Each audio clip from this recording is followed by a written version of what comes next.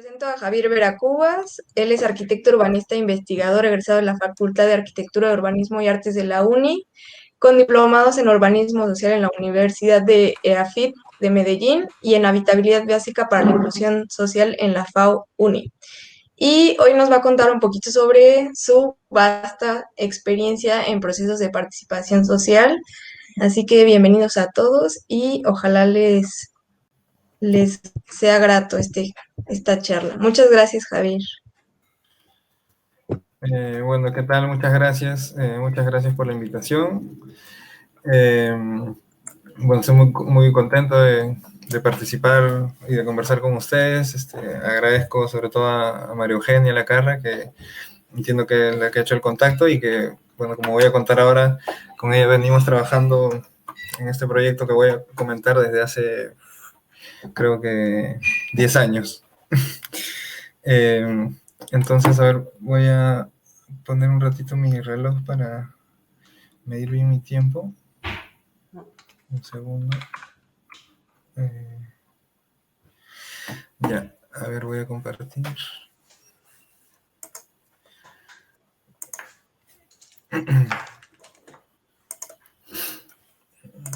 A ver.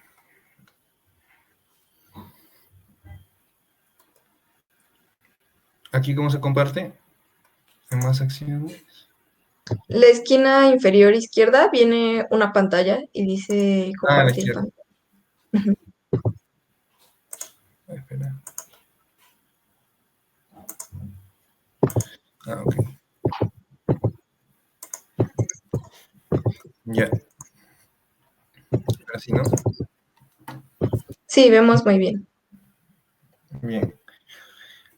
Bueno, yo lo que he hecho es organizar, digamos, la presentación en siete temas, que son como 7 saltos o 7 pasos que hemos intentado dar a lo largo de todo este tiempo con el proyecto Fitecantropos, ¿no? Son un poco las ideas que hay, los intentos que han habido detrás de esta iniciativa, y voy asociando, ¿no?, cada parte del proyecto un poco a cada uno de estos temas, ¿no? Y voy a hablar también un poco sobre Lima, ¿no?, para que entiendan el contexto, ¿no? Y al final también unas conclusiones, ¿no? Entonces, el primer puente, ¿no?, que hemos querido cruzar es este de la fragmentación a la multiescalaridad, ¿no? Primero, entender que Lima, bueno, que el Perú en general vive una situación de desigualdad estructural, una serie de problemas históricos que arrastra, ¿no? Básicamente desde la colonia, como ven ahí, ¿no?, esta división entre conquistadores y conquistados, ¿no?, entre criollos e indígenas, persiste hasta nuestros días, ¿no?, con una distinción que hacemos, ¿no?, en el lenguaje cotidiano entre vecinos y pobladores, ¿no? Vecinos, quienes viven en unos sectores de la ciudad, tienen un color de piel, tienen una condición económica, y los otros llamados pobladores, ¿no?, como si se tratara de dos categorías de ciudadanía distintas, ¿no? Esta desigualdad y todos estos problemas históricos también han generado, ¿no?, una fragmentación que igualmente, ¿no?, a lo largo de nuestra historia, eh, nuestros cuerpos y nuestros territorios han sido constantemente fragmentados, ¿no? Y siendo una sociedad desigual y fragmentada, entonces nuestro espacio, nuestra ciudad es de la misma manera desigual y fragmentada, ¿no? Entonces, como pueden ver en las imágenes, en Lima estamos llenos de signos de esa fragmentación, ¿no?, producto de estas desigualdades, ¿no? Este es el famoso Muro de la Vergüenza, ¿no? Pero abajo tenemos un muelle que separa, ¿no?, el club privado más rico de la ciudad con la playa popular, ¿no es cierto? Entonces siempre estamos juntos, ¿no?, pero separados, ¿no? Y esto nos trae, bueno, esta imagen, ¿no?, que es la más característica, creo yo, de Lima, ¿no?, en la que vemos, ¿no?, cómo Lima es pues una mega barriada, ¿no?, con pequeñas porciones de ciudad consolidada. Y aquí se hace esta distinción, ¿no?, entre lo que se denomina la ciudad formal, ¿no?, y la ciudad informal, ¿no?, que se le llama también barriada, en la cual hablamos de dos modos de producir el espacio, ¿no? Aquí, o sea, lo que hay que aquí hacer notar es que no se trata de dos ciudades separadas, ¿no es cierto?, sino que una misma ciudad que tiene diferentes modos de producir el espacio. Pero que esta idea de que la barriada informal es algo malo, es algo negativo, está más bien asociada a estos problemas, ¿no? De desigualdad, de fragmentación, estos problemas históricos, ¿no? Hay una serie de etiquetas y de prejuicios que se asocian a esta forma de habitar el espacio, ¿no? Pero en realidad son simplemente dos modos distintos, uno por el cual primero se construye, ¿no? Y luego se habita, ¿no? O sea, se planifica, se diseña, se construye y luego se habita, y otro que es exactamente al revés, ¿no? Que primero se habita, como ven a la izquierda, sobre un terreno imaginario, ¿no? Sobre un trazado, se empieza a habitar y luego poco a poco se va construyendo, ¿no? Y la particularidad es que en Lima el 70% de la ciudad tiene este modo de producción del espacio denominado informal, ¿no? Lo que queremos demostrar aquí es que la informalidad, entre comillas, no es otra cosa que otra forma de hacer ciudad, ¿no? Y entonces el problema está cuando queremos responder, ¿no? A un tipo de ciudad usando las herramientas de otro tipo de ciudad, ¿no? Porque nos han educado nosotros para trabajar solamente en la ciudad formal, ¿no? Para retratar esta situación, fíjense en este ejemplo, aquí tenemos una de las avenidas más importantes de la ciudad, donde están concentrados grandes equipamientos, ¿no? Y signos de poder también, la Biblioteca Nacional, el Teatro Nacional, el Ministerio de Cultura, ¿no? Y justamente atrás hay una barriada que se llama San Juan Macías, ¿no? Y detrás está toda esta denominación informal, aquí el Banco de la Nación que está aquí al lado, ¿no? Y lo que hacemos, cómo funciona, digamos, nuestro imaginario, fíjense, todo este eje principal lo que hace hacia la barriada es una espalda, ¿no? Un muro, ¿no? Negarla para no verla. Y en este ejemplo aquí, más curioso, ¿no? Los afiches de promoción del edificio del Banco de la Nación, fíjense abajo, lo que hacen es borrar todo el cerro El Agustino, que es un espacio importantísimo en la historia de nuestra ciudad. O sea, todo este cerro que está aquí, en el afiche lo eliminan, ¿no? Porque es algo que no queremos ver. Y aquí, en este video promocional, también, curiosamente, San Juan Macías siempre hay neblina, o es de noche, ¿no? O está borrado, ¿no? Entonces hay una cuestión en nuestro imaginario de no querer ver esa realidad, ¿no? Entonces, esto genera pues una serie de problemas de convivencia, ¿no? Que se traducen en el espacio. Y entonces, claro, se dice que una ciudad está hecha de encuentros, ¿no? Pero a veces Lima parece que está más bien hecha de encontronazos, ¿no? Y esto pues se traduce en una fragmentación también territorial, ¿no es cierto? Aquí vamos a ver un poco un ejemplo para graficar esto. Lima está dividida en 43 distritos, ¿no? Cada uno de estos distritos, por ejemplo, Comas, que es el que voy a hablar, está dividido en 14 zonales. Si nos acercamos a una zonal, la zonal 2 tiene 27 asentamientos humanos reconocidos y otros tantos todavía sin reconocer. Nos acercamos a un espacio público de esa zonal, que es el Parque Tahuantinsuyo, y fíjense que cada color es un pedacito de ciudad que ha sido repartido para una organización social diferente, ¿no? Entonces, ante nuestra incapacidad de gestionar el espacio público en su conjunto, lo hemos dividido en pedacitos y cada color le pertenece a una organización. En este espacio tenemos 7 organizaciones. El asunto es que cada organización tiene su propia visión, sus propios proyectos, ¿no? Y sus propias iniciativas, su propia dirigencia, ¿no? Entonces, en este asentamiento, cada uno tiene su directiva, cada uno quiere tener su pedazo de muro, su escalera, su local comunal, su cancha deportiva, ¿no es cierto? Entonces, digamos que si todos tuvieran éxito aquí, en este pedacito de territorio tendríamos 27 losas deportivas, 27 locales comunales, 27 comedores, ¿no es cierto? Entonces, hagamos una multiplicación, ¿no? 7 organizaciones en un espacio, ¿no? Multipliquemos por todos los espacios públicos que hay en cada asentamiento, por 27 asentamientos humanos, por 14 zonales, por 43 distritos, ¿no? Ese número es la cantidad de carpetas de proyecto que se gestionan día a día y que los dirigentes de los barrios solicitan al gobierno y al Estado para resolver los problemas de la ciudad. Se ha hecho un cálculo y si se respondiera a esas demandas, el presupuesto total de la nación se iría en resolver estas carpetas, ¿no? En hacer estos proyectos sueltos. O sea, todo lo que se va en educación, seguridad, salud, etcétera, sería solamente esto y tampoco resolvería los problemas de Lima, ¿no? Porque se trata de una visión sumamente fragmentada del territorio, ¿no? Producto de esta crisis de la noción de lo público y de esta crisis de convivencia, ¿no? Entonces, evidentemente esto es un modelo insostenible, ¿no? Entonces siempre decimos que lo que nos falta es planificación, ¿no? Que es una ciudad que no está planificada, que hace muchos años el anterior alcalde ya no hay plan ahorita para Lima, y entonces curiosamente somos, creo, una de las, no sé si habrá otra ciudad donde se han organizado marchas a favor de la planificación, ¿no? Pueden ver ahí los jóvenes de UDA, de otras organizaciones, solicitando la planificación, ¿no? Lo cual está muy bien, pero es cierto también que hemos tenido, ¿no?, muchos planes, ¿no?, aquí pueden ver, y nunca se han cumplido, ¿no? Entonces no es solamente la falta de planificación, sino es que hay un problema de planificación.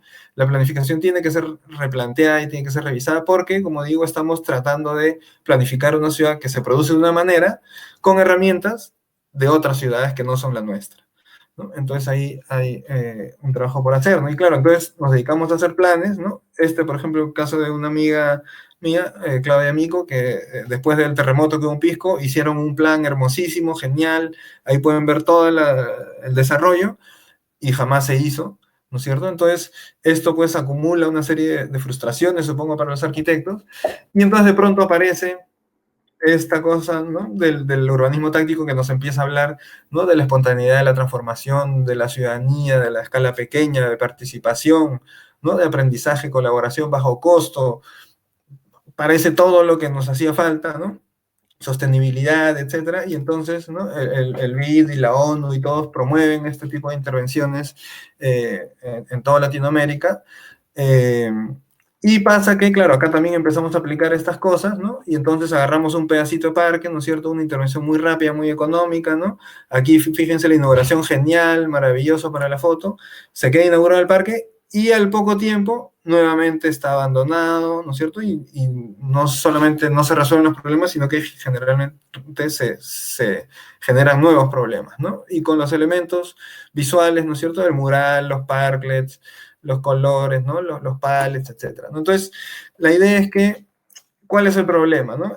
Que nos estamos quedando quizás con una idea meramente visual de esto que es el urbanismo táctico, ¿no? Sin entender que el placemaking y todo esto es una secuencia, es un proceso por el cual hay un corto plazo con estas intervenciones inmediatas, pero estas deben estar enmarcadas en unas miradas estratégicas, ¿no? O sea, no nos podemos quedar en la táctica. Tenemos que tener un marco estratégico, ¿no? Entonces, esto tendría que ser el primer paso de una secuencia de proyectos piloto, ¿no? Y esos proyectos piloto convertirse en programas, ¿no?, y proyectos urbanos, ¿no? Entonces, el problema es, creemos que entre esa macroescala del plan urbano, que nunca se cumple, y esa microescala de la intervención urbana, que termina siendo a veces un parchecito nomás a los problemas, hay una escala intermedia que estamos quizás olvidando y que podría ser la clave, que es la escala del barrio, ¿no? Y que nos permite hacer esta multiescalaridad, saltar de lo macro a lo micro, ¿no? Y el barrio para nosotros es muy importante porque tiene un sentido de identidad, de pertenencia y una vinculación emocional de las personas con su barrio, ¿no es cierto? Cosa que entre el distrito y el asentamiento humano hay pues demasiada diferencia, ¿no? Entonces, esta es, digamos, la primera búsqueda, ¿no?, hacia esta escala del barrio, ¿no? La segunda tiene que ver con esto de pasar del trabajo a la acción. Esto tiene que ver ya con nuestra historia, digamos, como personas, como profesionales, ¿no? Desde la universidad, buscando en qué vamos a trabajar, ¿no es cierto?, qué vamos a hacer, qué va a ser de nuestra vida como arquitectos adelante, ¿no? Y entonces veíamos como a nosotros nos educaban para hacer objetos, ¿no?, para hacer edificios, ¿no? Y empezamos a ver que eso poco tenía que ver con la ciudad, ¿no? Y que en la ciudad más bien no habían arquitectos, ¿no? Entonces ahí aparece pues un reto profesional que nos invita a pasar a la acción y entonces empezar a hacer cosas, ¿no es cierto? Hacer cosas, claro, con nuestras manos, ¿no?, de manera directa, ¿no es cierto? Pero lo importante en esta reflexión, ¿no?, que hace Hannah Arendt, ¿no?, en este libro de Labor, Trabajo de la Condición Humana, ¿no?, que habla de una acción contemplativa, ¿no es cierto? Que la acción no quiere decir dedicarse a hacer y hacer, sino también tiene que ver con contemplar, con pensar las cosas, ¿no es cierto? Y entonces las acciones que hemos llevado a cabo, hemos tratado de que siempre sean acciones reflexivas, ¿no? Y en esta reflexión lo más importante consideramos que es darnos cuenta que la ciudad no es una página en blanco, ¿no? Que muchas veces nosotros como arquitectos llegamos a un lugar y empezamos a hacer nuestro proyecto y a invitar a la gente a participar como si no hubiera nada detrás, ¿no? Y eso es difícil darse cuenta, ¿no? Porque la ciudad es como un palimpsesto, ¿no? Son capas sobre capas, ¿no? De historias, a veces contradictorias, ¿no es cierto? Cada grupo tiene su propia visión de lo que ha pasado o de lo que está sucediendo, como podemos ver en esta línea del tiempo del barrio de La Balanza, ¿no? Es una superposición de relatos, ¿no es cierto? Una juxtaposición de relatos.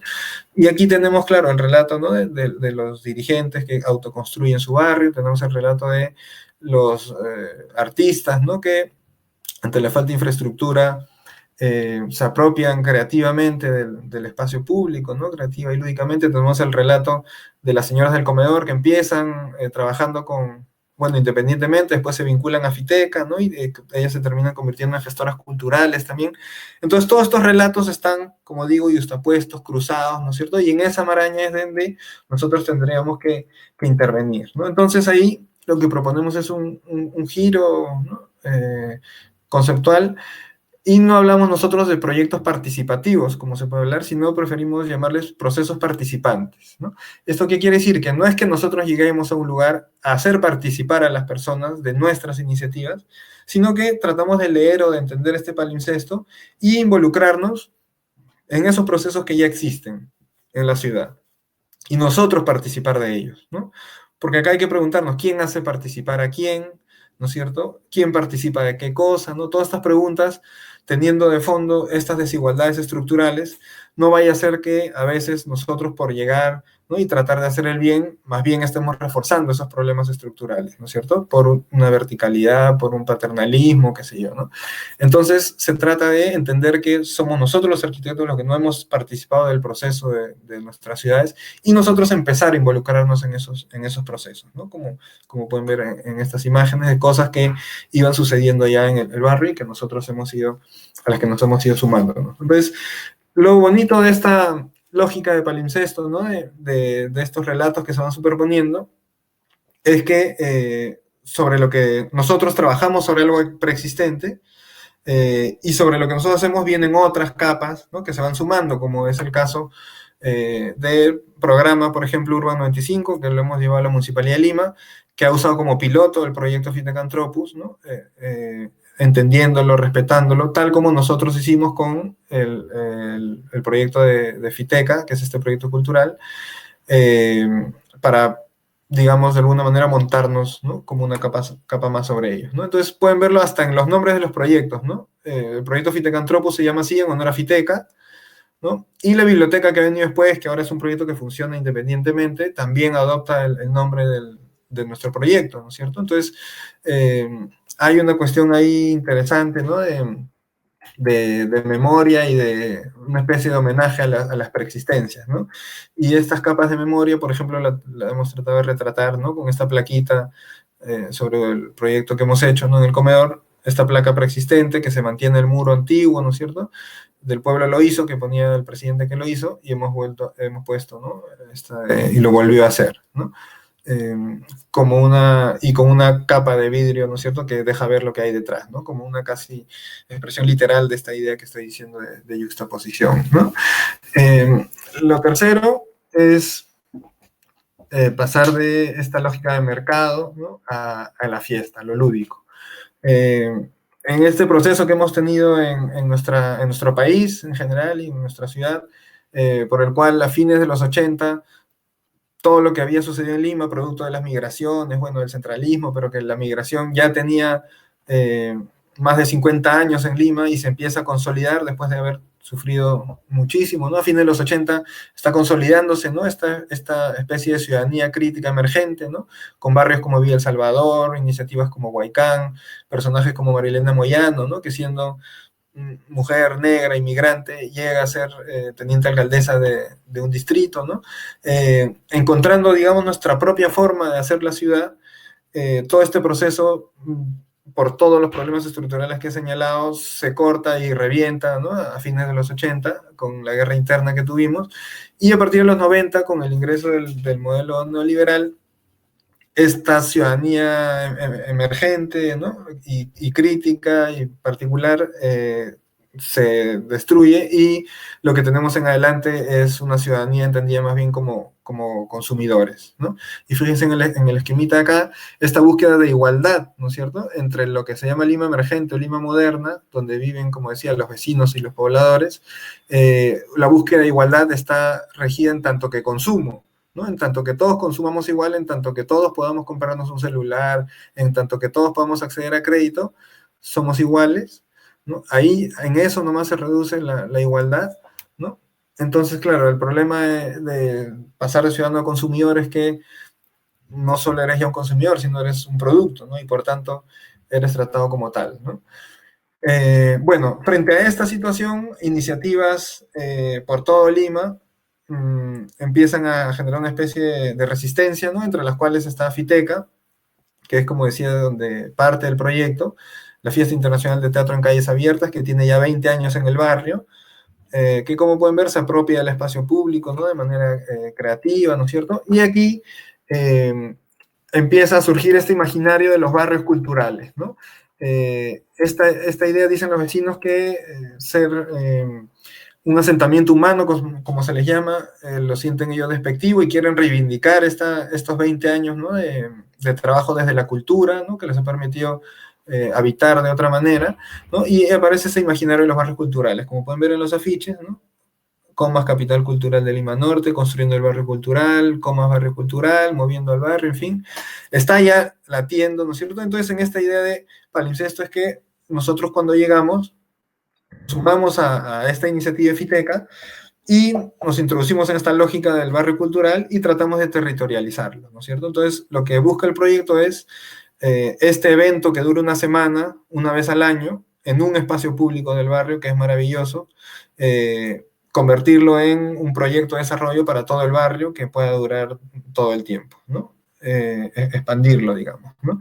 Y ahí es la idea del Fitecantropos, que, como pueden ver, más que un modelo urbano, es un nuevo paradigma de ciudadano, ¿no? O de habitante, ¿no es cierto? Un ciudadano que se relaciona lúdicamente con su entorno y que, en oposición a este hombre consumidor que ha convertido su mundo en un centro comercial, construye su calle como una casa de la cultura, ¿no? La calle es la casa de la cultura, es el concepto central de esto, ¿no? Entonces, como decía, nuestra labor ahí es territorializar este imaginario que ya está en el aire, ¿no? De los barrios culturales, mediante un proyecto urbano integrador, ¿no? Que pueden ver ahí la descripción, ¿no? Es una unidad territorial de gestión en esta escala intermedia que les he señalado, y lo que hace es estos 27 asentamientos humanos que había dicho, agruparlos, ¿no es cierto?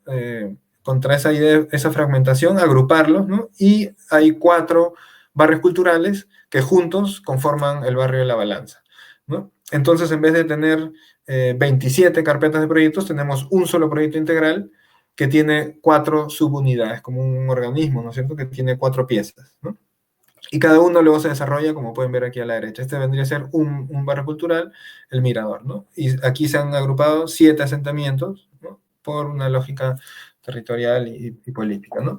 Entonces, ese proyecto empieza por reconocer, ¿no?, esta fragmentación de la que había hablado, que hay distintos niveles de consolidación, ¿no? Que esta forma de entender el territorio se expresaba en lo que señalé, proyectos fragmentados, ¿no? Pedacitos de cositas sueltas, y convertir esto en un proyecto integral que, como ven, son 3 grandes líneas, ¿no? Una vía de penetración longitudinal, una vía de conexión transversal, unas estrategias de peatonalización de calles y un tejido de equipamientos y de espacios públicos que se vinculan, ¿no? Para todos, ¿no? Hay también una estrategia como de supermanzanas, de reagrupar en pequeñas unidades. Y bueno, esto es una cosa abierta, ¿no? Que ha ido pasando de esto a esto, que va siempre evolucionando, la vamos revisando, la vamos ajustando, la vamos mejorando, va cambiando mientras crece, mientras cambia el espacio, ¿no? Ahí pueden ver estos afiches y diferentes cosas que hemos usado para contar y cuáles son los proyectos que tiene el proyecto integral, en fin. Y a lo que llegamos en este punto es a esto, ¿no? Este proyecto urbano integrador que tiene este subsistema urbano estratégico, que son los 4 barrios culturales, ¿no? El cuarto puente que pretendemos cruzar es ir de la obra, de la idea de obra a la idea de proceso, ¿no? Y para eso tenemos esta herramienta que le llamamos proyecto palanca, que es identificar en esta especie de plan, pero estratégico, abierto, modificable, ajustable, en qué puntos colocar la fuerza, ¿no? Entendiendo que en el contexto que tenemos esa fuerza por recursos y por demás puede ser muy pequeña, muy puntual. Entonces hay que ser muy estratégicos en dónde colocarla para que esa palanca pueda desatar luego todos los otros proyectos, ¿no? Para que pueda desatar, mejor dicho, el proceso, ¿no? Dónde poner el esfuerzo mínimo, ¿no? Lo cual no quiere decir que sea poco. Entonces ahí hemos tenido 4 proyectos palanca. Uno de ellos fue este Paseo de la Cultura Fiteca, que lo que buscaba era conectar el colegio y el parque, ¿no? Para eso hicimos un proceso de participación muy intenso, ¿no? Con asambleas, talleres, reuniones, ¿no? Y aquí pueden ver cómo la maqueta se hizo pasear por todo el barrio, ¿no? Luego la primera piedra también se llevó por diferentes lugares, ¿no? Una serie de aspectos simbólicos, ¿no? Y luego se convirtió esto en un piloto del gobierno, y vino el presidente, el alcalde, el ministro, ¿no? Ahí pueden ver el monto de inversión y demás, pero finalmente por temas de corrupción y de burocracia se paró la obra y no se llegó a concretar, ¿no? Pero aunque no se llegó a concretar la obra, el proceso se había desatado, ¿no? Esa palanca, si bien no se iba a convertir en obra, desató una serie de situaciones que nos permitió luego continuar con el proyecto integral, ¿no? El quinto puente es pasar de la idea de sobrevivir a vivir, ¿no? Esta idea, ¿no? De la importancia que para nosotros tiene mañana, ¿no es cierto? Mucha gente que trabaja hoy para comer mañana, ¿no? O esta idea de corto plazo, ¿no? Que le expresa bien este artista, ¿no? Que hace esta obra Perú, País del Mañana, en el cual dibuja a todos los presidentes de la República, de toda nuestra historia, diciendo nuestra gran frase, que es, ¿cuándo vamos a hacer las cosas? Mañana, mañana, mañana, ¿no? Bueno, esta idea de sobrevivencia que en la pandemia ha vuelto a salir debajo de la alfombra, ¿no? Que estaba escondida bajo esta idea del crecimiento económico y demás, nos lleva a pensar, después del Paseo de la Cultura Fiteca, en qué podríamos seguir trabajando para seguir reivindicando esta idea de los barrios culturales, ¿no? Y entonces en esta lógica de espacio fragmentado empezamos a trabajar, descubrimos esta situación y vimos que podíamos hacer, ¿no? Como algo simbólico, que este espacio, ¿no? Partido en pedacitos, sea un solo espacio público, ¿no? Y entonces ahí hicimos una serie de cuestiones, ¿no? Aquí el presidente del comedor y del vaso de leche, que estaban aquí sus 2 locales pegaditos, pero que tenían muchos conflictos entre ellas, reunidas, ¿no? Sobre el mismo plano para pensar qué cosas podemos hacer para que lo que hay entre ellas no sea solamente tierrita, ¿no? Sino sea espacio público, ¿no?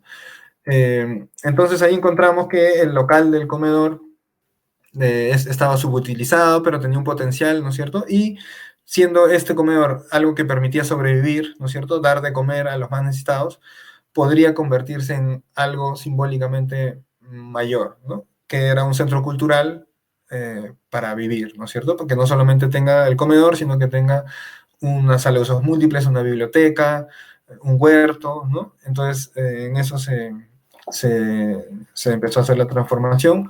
Aquí es cuando empezamos a trabajar con la UPM, ¿no es cierto? El primer financiamiento lo pone la UPM, y este era el proyecto. Este era el estado anterior del local, ¿no es cierto? Como pueden ver, el interior, y entonces empieza a trabajar en el 2014, y se llega hasta este punto, ¿no? Hasta ahí llegó, no, perdón, hasta este punto de diciembre de 2014 que llegó el financiamiento del UPM y luego se siguió trabajando con otros financiamientos, ¿no? Bueno, ahí pueden ver un poco las fotos del local, cómo ha quedado, ¿no es cierto? El proceso de participación, ¿no? Los vecinos han participado hasta en el mínimo detalle, ¿no? Haciendo cada uno un panel con los mismos materiales reciclados de la obra, ¿no? Las cosas que sobran de la obra, cosas que tuvieran en casa. Cada uno, pueden ver ahí, ha dejado su sello, ¿no? Y este es el espacio ya terminado, digamos. Aquí el comedor, ¿no? La biblioteca, la sala de usos múltiples, ¿no? Y la serie de actividades que se vienen realizando en adelante, ¿no? Desde día a día un partidito de fútbol, cine, reuniones de vecinos, clases, talleres, etcétera, ¿no? Y el proceso en el que han ido participando las señoras, como decía, las socias, ¿no? Que pasaron, ¿no? De ser las cocineras del barrio y de Fiteca a ser hoy en día gestoras culturales, ¿no? Que salen ahí en revistas de gastronomía, como son un ejemplo, digamos, para nuestra ciudad, ¿no? El sexto punto tiene que ver con pasar de la negociación al conflicto o de la solución a la provocación. Y aquí vamos a acercarnos un poco al tema del parque. El parque que históricamente era el lugar de encuentro y por tanto también lugar de conflicto, nuestra centralidad. El parque lo hemos ido desarrollando, yo les he contado ahora el comedor, ¿no? Pero el comedor lo hemos ido haciendo en paralelo un poco al parque, ¿no? Una etapa de edificio, una etapa de espacio público y así, ¿no? Con la lógica de, entendiendo, ¿no? Que el parque Tahuantinsuyo era la centralidad, un poco el corazón del barrio, entendíamos que el comedor era un poco el centro de ese centro, ¿no? Y que desde aquí se podía empezar a irradiar toda esta lógica nueva de lo público que queríamos recuperar del imaginario de los barrios culturales, ¿no? Y expresarlo en el territorio para que el espacio sea un mejor soporte para estas actividades y todos estos fenómenos socioculturales que ya están sucediendo, ¿no?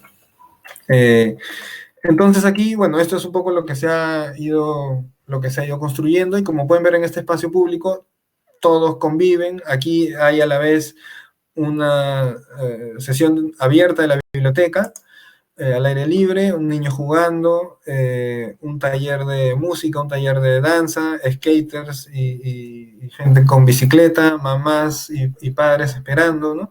Todos compartiendo el mismo espacio, sin que se zonifique o se separe, ¿no? Como se suele hacer en nuestra ciudad, un corralito para los niños, otro espacio para los abuelitos, otro para los que hacen bicicleta, ¿no es cierto? Como poniendo cada cosa en su lugar, ¿no? Entonces, esta idea de programación cruzada, ¿no es cierto?, es importante a la hora de plantear los diseños. Esta imagen es simpática porque es un concierto de música a la vez que los niños jugando, ¿no? Entonces este espacio es constante motivo de polémica en el barrio, porque siempre que vamos, unos niños nos dicen, por favor, explícale a los otros que esto es juego de niños, ¿no? Y viene otro y dice, no, explícale a los niños que esto es un espacio para los que usamos bicicleta. Y los artistas vienen, no, explícales que esto es un anfiteatro, ¿no? Y al final esto es todo, ¿no? Y no hay un cartel que diga cómo se usa y no hay horarios, ¿no es cierto? El diseño de alguna manera hace que esto pueda usarse de manera cruzada, ¿no? Que es lo que tratamos de hacer siempre, ¿no? Y entonces, si el espacio es esto de todo junto y todos juntos, el espacio público, ¿no? En esencia, esta idea de convivencia, entonces, lógicamente, hay un conflicto, ¿no? Porque si están todos juntos, unos van a pensar de una manera y otros van a pensar de otra manera. Entonces, este proyecto creo que retrata bastante bien esa idea de conflicto. Como les había dicho, el objetivo del proyecto urbano integrador de los barrios culturales es ir juntando asentamientos humanos para que sean una sola unidad. Entonces encontramos este punto donde se juntaban 3 asentamientos, ¿no? Y había este muro en medio, ¿no? Hacia arriba es un asentamiento, hacia abajo es otro y hacia la derecha es otro. Entonces este muro era motivo de constante conflicto, por saber en qué momento uno de los 3 iba a poner, ¿no? Aquí una reja para dividir y hacer su parque, ¿no? Ya sea aquí o aquí o aquí, y el parque propio para que el otro no pueda entrar, ¿no es cierto? Entonces ese era el motivo de discusión. Entonces lo que hacemos también simbólicamente aquí, se encuentra este nudo para decir, mira, acá no hay 3 asentamientos, hay un solo barrio cultural, estará dividido en 3, pero es una sola cosa el espacio.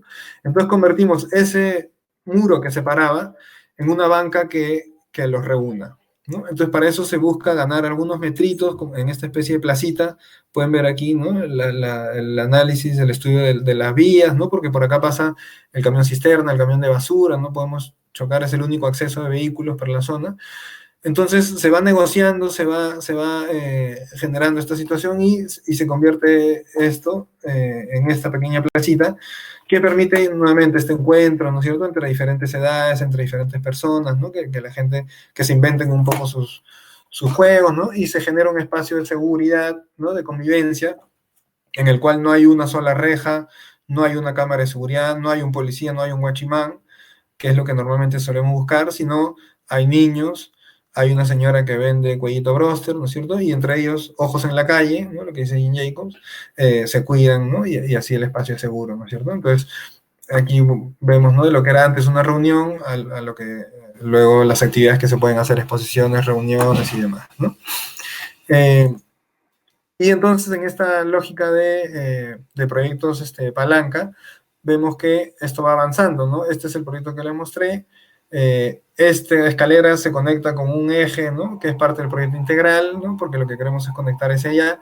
Y así como se ha abierto el comedor hacia el espacio público, lo mismo se quiere hacer con el colegio que fíjense, teniendo un parque enfrente, por esta situación de miedo, de crisis de espacio público, estaba cerrada con alambre de púas antes. En este momento, por esta intervención que se ha hecho, ya fíjense, aquí hay un cerquito de maderitas de colores que han hecho los mismos niños con los padres y los profesores, lo cual ya es un gesto de interés por empezar a abrirse, a vincularse, ¿no es cierto? Entonces, la idea es que poco a poco, ¿no?, aquí ya han empezado a hacer luego unos huertitos, ¿no? Entonces, poco a poco, abrirlo, ¿no?, y estar integrados al parque y con el comedor, ¿no? Estos son imágenes del proceso, ¿no?, cómo se va definiendo el proyecto, en este caso del parque, ¿no?, con los talleres, ¿no? Y esto es a lo que llegamos, ¿no? No le pedimos a la gente que diseñe, sino definimos criterios, lineamientos, estrategias, ¿no? Y con estos criterios, lineamientos, estrategias se hace el proyecto, ¿no? Que, como ven, entonces, aquí está lo del Parque Tahuantinsuyo, aquí arriba el otro proyecto que les mostré del murito, de la banquita, los dos proyectos palanca, y la estrategia es que luego vamos a hacer unas pequeñas intervenciones que luego se conectan, luego con el Paseo de la Cultura, y todo esto se va convirtiendo nuevamente en el proyecto integral, ¿no? Entonces es un ida y vuelta entre el macro y el micro. Y con este último punto voy acabando. El último puente que queremos cruzar es de la idea de una primera piedra a la idea de proyecto semilla, ¿no? Esta imagen es interesante porque este punto, esta antena que ven aquí, si recuerdan del Paseo de la Cultura, donde sembramos la primera piedra, fue justamente aquí. No se hizo ese proyecto, no se concretó, y 8 años después, en el mismo lugar donde pusimos la primera piedra, aparece esta antena, que es parte de un proceso de privatización del espacio, que viene una empresa y de alguna manera arregla por lo bajo con unos dirigentes para privatizar este espacio, esta canchita, que hoy en día la alquilan hasta a los niños, ¿no? Con la idea de que con el alquiler de esta cancha van a obtener dinero para poder mantener el resto del parque. Lo cual al final no es verdad, ¿no? Porque lo que ha sucedido es que las organizaciones que no tienen realmente un interés por el vecindario, sino intereses económicos, se han organizado y ellos han tomado ahora el poder del parque, porque esto se convirtió en un botín, ¿no? Entonces, esto para señalar esta complejidad y este conflicto, ¿no? Hay una búsqueda de espacio público por este lado, pero por aquí, a la vez, ¿no?, en este palimpsesto, hay también unas lógicas de privatización que son muy fuertes en todo Lima, ¿no? Entonces, cuando vimos que creció aquí, ¿no?, esta antena, nos preguntamos si tenía sentido en toda esta lógica, de esta forma de habitar el espacio, seguir sembrando primeras piedras, o más bien era mejor sembrar semillas, ¿no? Entonces empezamos a trabajar con esta idea del proyecto semilla, ¿no?, que es que pasar de esto, que le llamamos el proyecto semilla, a esto que es la consolidación. En esta lógica de ciudad informal, ¿no es cierto?, en la que primero se habita y luego se construye, ¿no? Se hace primero la noción del espacio público mentalmente y luego eso se materializa. Entonces, en este espacio que está abandonado, ocupado por coches, que era urinario, que era el lugar de robos y etcétera, empezar a recuperarlo, ¿no? ¿Cómo? En los talleres se dice primero, hay que poner rejas, hay que poner cámaras, ¿no? Pero luego vamos escarbando sobre eso y entonces encontramos este elemento que, digamos, cumple la misma función de una reja, de no permitir el paso de los autos, pero de alguna manera lúdica, ¿no es cierto? Siempre nos preguntaban, ¿y estos palos para qué sirven? Y nosotros decíamos, sirven para que nadie sepa para qué sirven y algo se les ocurra, ¿no? Entonces, con esto logramos que no entran los autos, y aquí, una vez que no hay autos, decimos, ¿y ahora qué hacemos? Porque aquí se ponían a fumar unos adolescentes, ¿no? Y era un poco riesgoso. Y entonces si entregamos a la policía cámaras, etcétera, ¿no? Igual, seguimos escarbando y decimos, ¿y qué tal si mejor traemos niños? Y si hay niños, de repente se van a fumar a otro lado los adolescentes. Entonces ponemos estas llantitas para que vengan los niños, ¿no? Y igual, el parque no se puede sacar el alambre de púas, se va a morir, etcétera. Entonces sacamos una franjita de área verde, a ver si la logramos mantener, y si logramos, entonces podemos hacer otra, y de repente abrimos el parque en algún momento, ¿no? Esto inicial, pasado un tiempo, se va convirtiendo en esto, ¿no es cierto? Entonces, cuando hacemos este tipo de intervenciones, no quiere decir que estamos precarizando el espacio público en la ciudad informal, o que decimos que este tiene que ser el espacio público de la ciudad informal, sino que es simplemente un ensayo, una situación para ir generando el espacio público que luego se consolide como queda abajo, ¿no? Una suerte de hipótesis, experimentación, ¿no? Una banca, ponemos las llantitas, vemos cómo funciona, que es muy barato, tal, y luego se puede consolidar en una banca ya sólida, ¿no? ¿Qué es lo que empieza a pasar? Aparecen los niños, ¿no? Cuando hay niños vienen los papás, se ponen a limpiar, empiezan a jugar, ¿no? Y fíjense cómo poco a poco esto, ya en Fiteca es un espacio para estar, para comer, para pasar cine con la lomita, para hacer música, ¿no? Y sigue siendo tierrita, pero ya es una tierrita con sentido, ¿no? Con un sentido ya de espacio público, ¿no? Y en ese momento entonces empieza una evolución, ¿no? Que pasamos de esto a esto, ¿no? Y luego vemos que un día los niños han descubierto un poco, ¿no? Cómo hacer un columpio, entonces luego lo consolidamos, ¿no es cierto? Y así vamos viendo cómo van descubriendo ellos cosas, posibilidades, ¿no? Agarrando el cerco, agarrando las cintas de la obra, ¿no? Descubren otro juego y entonces lo consolidamos, ¿no? Y entonces hay así un diálogo constante, ¿no es cierto?, entre los niños y nosotros, y las personas van observando lo que sucede y nos van contando, ¿no es cierto?, y así se va consolidando, ¿no? Entonces, lo que pasa en este modo de producir el espacio es que cuando ya esa noción de espacio lúdico, público, está instalada, luego los niños creen que todo es un juego, ¿no?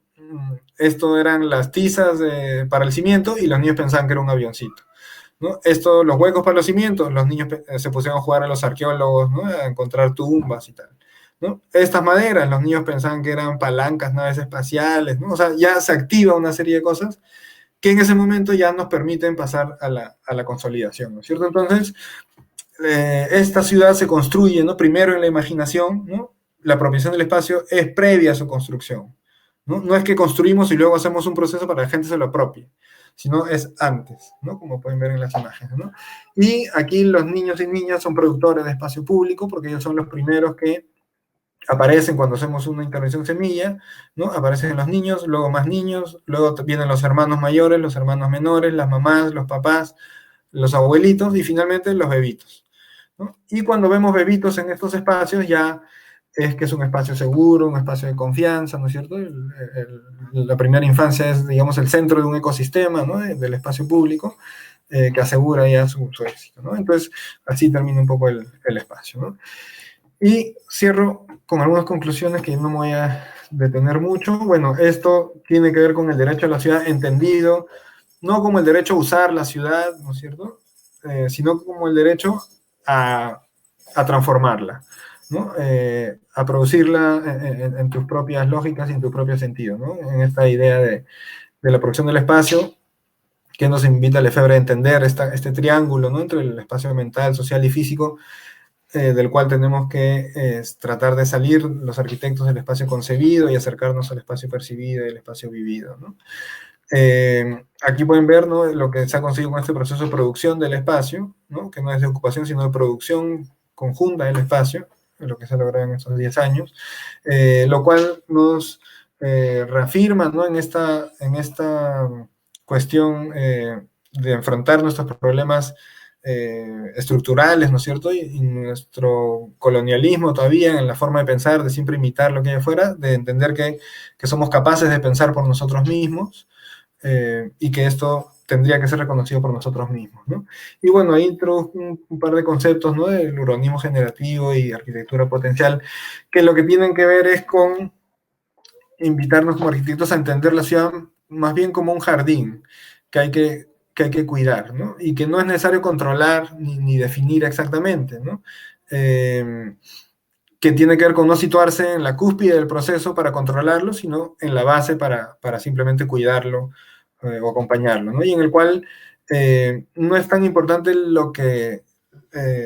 resultado, ¿no? Final y lo que se puede hacer, sino no es tan importante lo que se hace, sino lo que podría llegar a ser, ¿no? Esta idea de potencialidad, ¿no? Lo importante en la arquitectura es la potencialidad, después lo podemos un poco discutir, ¿no? Y en el marco de esta ciudad lúdica, esta ciudadanía lúdica, en el cual uno lo que hace es provocar, ¿no? Como dice acá Constant, ¿no es cierto? Yo no soy un diseñador, soy un mero provocador, ¿no? Me limito a hacer sugerencias. Defino conceptos, no solo las formas físicas, ¿no? Entender que la ciudad, pues, es esta, ¿no? Esta torre de Babel, esta cosa incompleta, compleja, ¿no? Que tiene mucho que ver con el lenguaje, ¿no? Y que la cooperación es básicamente eso, ¿no? Tratar de entendernos y saber que no nos entendemos, pero seguir intentando, ¿no es cierto? Y seguir construyendo esta ciudad, ¿no? Que, como dice Mocus, ¿no? Es la ciudad cooperar, sentirse en casa y vencer los miedos. Listo. Muchas gracias, Javier. Está increíble el proyecto. No sé si alguien quisiera, no tenemos tanto tiempo, 9:15 tendríamos que estar más o menos saliendo de aquí y tenemos clases después, pero no sé si alguien quisiera, bueno, a mí es 9:15, allá son no recuerdo, pero bueno, no sé si alguien quisiera como preguntarle algo. Yo tengo algunas preguntitas, pero las voy a dejar para después. No sé si alguien más se anima.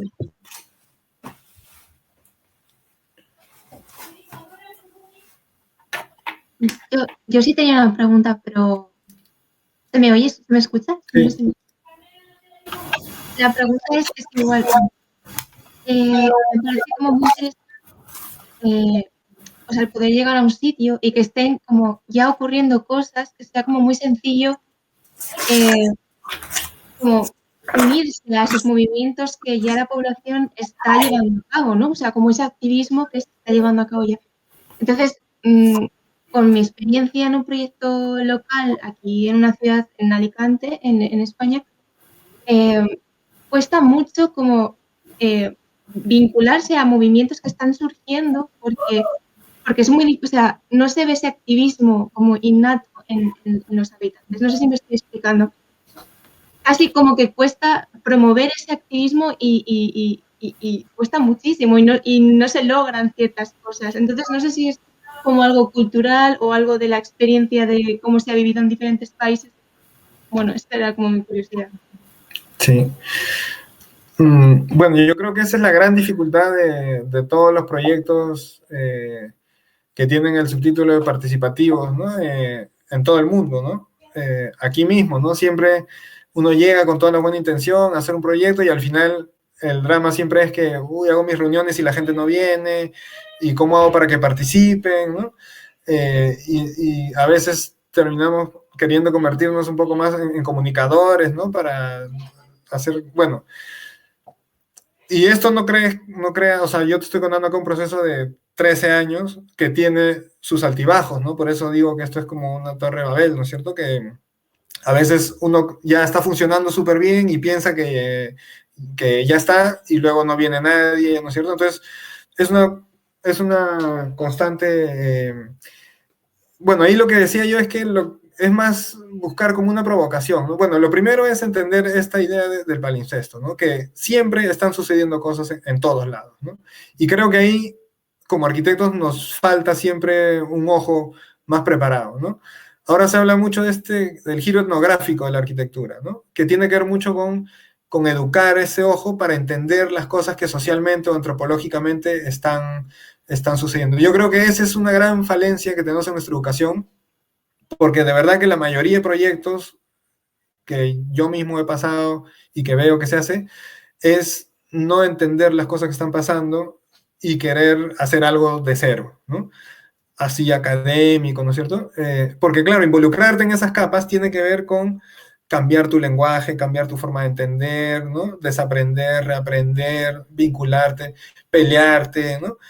Creo que ahí esta idea de involucrarte tú como un agente político más y no como un negociador o como un orquestador o como alguien que ve las cosas de afuera o como alguien que trata de resolver los problemas o trata de resolver los conflictos, sino más bien alguien que en muchos casos es el que genera el conflicto, ¿no? En nuestra realidad, la crisis del espacio público en realidad es que nadie quiere discutir.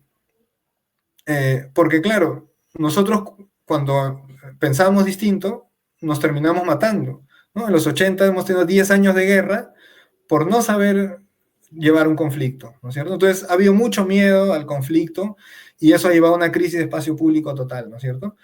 Entonces realmente lo que nosotros hacemos cuando hacemos espacio público es volver a encender un conflicto, ¿no? Pero entender el lado positivo de ese conflicto. Y para eso, estas herramientas como el proyecto Semilla, por ejemplo, creo que son muy útiles, ¿no? Porque a veces, claro, uno habla, explica, ¿no? Pero pon 4 palos en la calle y vas a ver que la gente, la señora va a salir, oye, ¿qué estás haciendo? ¿Y esto por qué? Y luego van a salir los niños a treparse, a subir y tal. Y una vez que ya están todos jugando, la gente dice, ya, para esto era, ¿no? Ya. Ahora, si tú has puesto 4 palos en cualquier lugar y no pasa nada, entonces te van a decir, oye, ¿qué estás haciendo, no? Pero si tú tienes esta mirada integral, ¿no? Y así pongas 2 llantas o 4 palos o 2 piedras, pero está bien puesta, entonces van a suceder cosas, ¿no? Entonces por eso decía de esta idea de multiescalaridad, ¿no? Que el problema es que a veces nos apresuramos, vamos a transformar un parque y plum, de frente vamos al parque. Es bien importante tener esa mirada macro. No quiere decir que tenemos que tener un proyecto urbano integral perfectamente definido técnicamente, ¿no? Pero una visión, una aproximación, sí, ¿no? Entonces, bueno, eso ya luego va al proceso, ¿no? Que hay que primero analizar el barrio, ¿no? Y estar en ese ida y vuelta, ¿no? Un poco por ahí creo que va la cosa, ¿no? Muchas gracias. Y gracias por la presentación, que me he introducido con la pregunta y no he dicho nada. Gracias. No, gracias. Muchas gracias, muchas gracias. Gracias.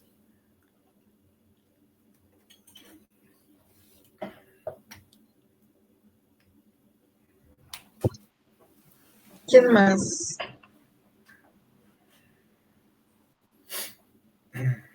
Bueno, si nadie, yo diré mis preguntas.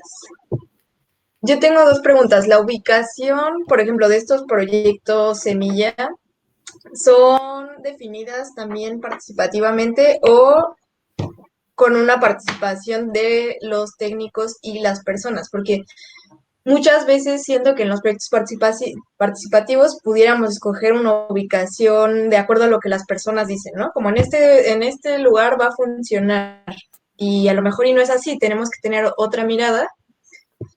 Y eso por un lado, y luego en cuanto al abandono de los espacios, tengo curiosidad de cómo se gestiona, por ejemplo, el comedor, si hubo sesiones participativas para determinar, por ejemplo, quiénes lo administraban, cuáles eran los tiempos, si eso también se acompañó o que ya ellos como que se organizaran por su cuenta. Esas Ya. dos. Primero sobre la ubicación de los proyectos, ¿no? O sea, lo primero es que hacemos esta mirada integral, ¿no es cierto? Entender el barrio, ¿no? Entender estas subunidades, ¿no es cierto? Orgánicamente cómo se puede redistribuir el territorio, etcétera, ¿no? Y después lo que hacemos es encontrar los proyectos palanca, que le llamamos, ¿no? O sea, esos que podrían ser detonantes, ¿no? Y para eso la gente va a pedir pistas, agua, desagüe, ¿no es cierto? O necesidades básicas, o cosas que están asociadas a un imaginario de progreso, que a veces es instalado desde afuera, ¿no es cierto? Entonces mal haríamos nosotros en, ya, la gente ha querido esto, hay que hacerlo, ¿no? ¿Y dónde lo pondrían? Aquí, ya, chévere, ¿no? Porque eso sería como populismo en política, pero en arquitectura, ¿no es cierto? Entonces lo que se trata es de cuestionar, ¿no? De profundizar, ¿no? Y para eso hay no solamente preguntar, sino entrar un poco en la subjetividad, ¿no es cierto? Y por eso trabajamos mucho con dibujos, con cuentos, con poesía, ¿no? Para encontrar un poco lo que hay detrás, ¿no? Y siempre cuestionando también esos criterios, ¿no? Esta idea de desarrollo, la idea de seguridad, por ejemplo, ¿no? Que lo he mencionado varias veces, ¿no? Siempre necesitamos poner una reja, necesitamos poner una cámara. Entonces pensar, a ver, ¿qué otras formas de seguridad podemos encontrar, ¿no? Entonces traer referentes de otros lugares, de otros proyectos.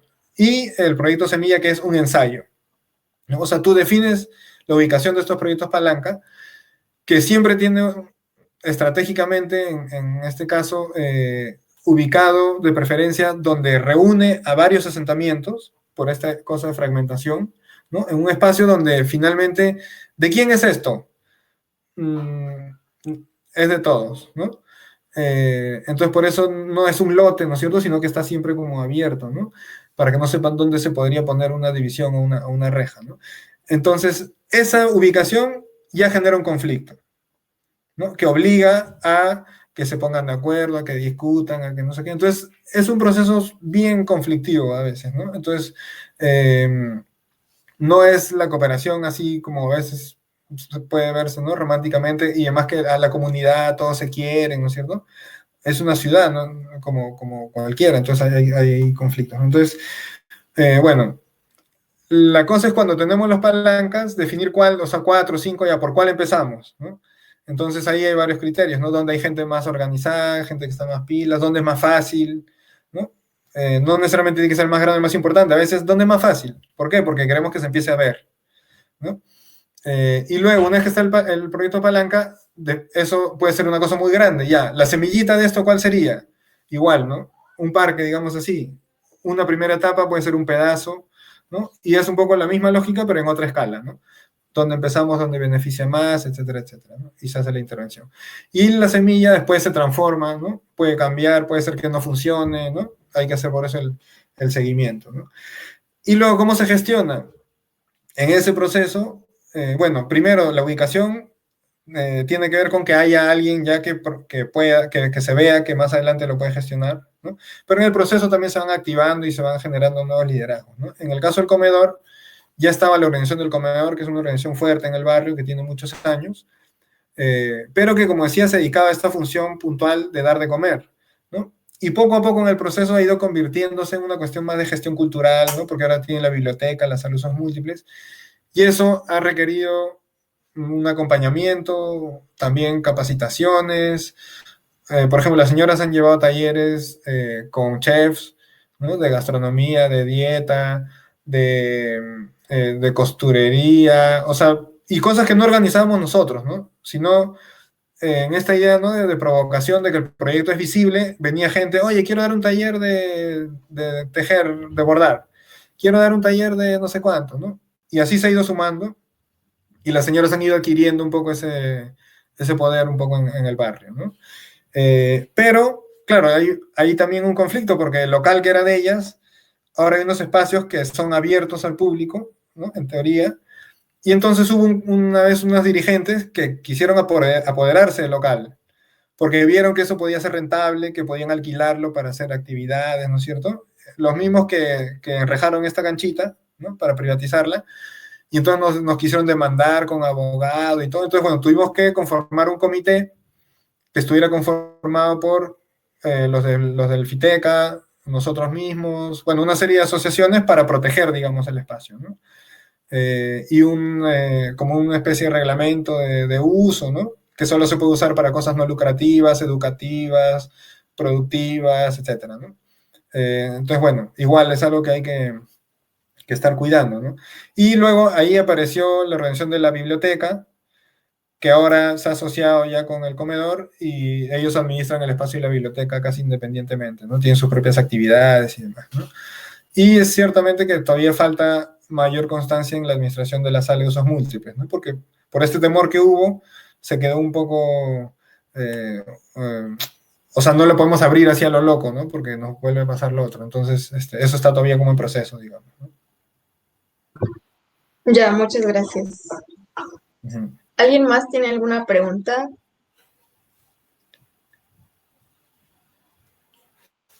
¿No? ¿Dónde podemos encontrarte? ¿Qué redes te podemos seguir? ¿Cómo te podemos apoyar? Bueno, en Facebook hay una página que se llama Proyecto Fitecantropus. Aquí tengo unos datos, voy a compartir un ratito.